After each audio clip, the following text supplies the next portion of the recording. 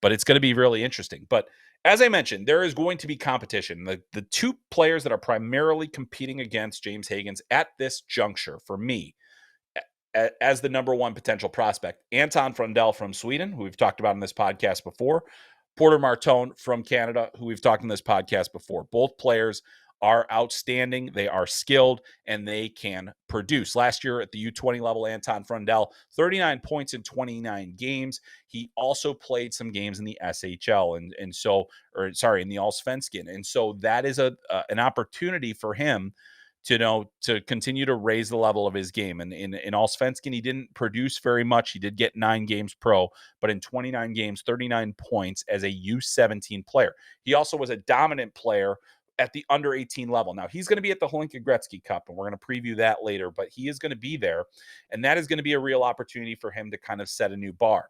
Meanwhile, Hagens and now Porter Martone, who I mentioned, they will be at the World Junior Summer Showcase, which will be where I will be watching the top 2 players. I'm very excited to see how they look there. Now, Porter Martone had a tremendous season, and playing for the then Mississauga Steelheads, now going to be the Brampton Steelheads next season.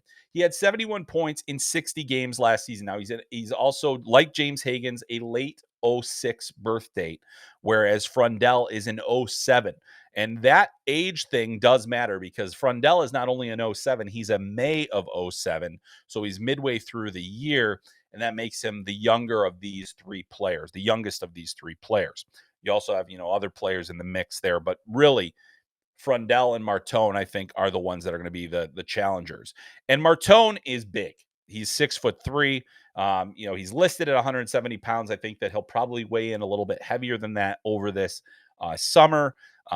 He is kind of, over the last 2 seasons has played in a lot of high-level competition. He played at the Under-18 Worlds as an underager, as a draft -2 player, and then last year captained the team, had 17 points at that tournament as Canada won gold. It was the second highest point total ever by a Canadian at that tournament. Gavin McKenna, his own teammate, the reason that he did not have the record. So very intrigued. The 2 things, the things I think that allows James Hagens to be the separating factor here is the speed factor that he has. I do think he's the best skater of that group.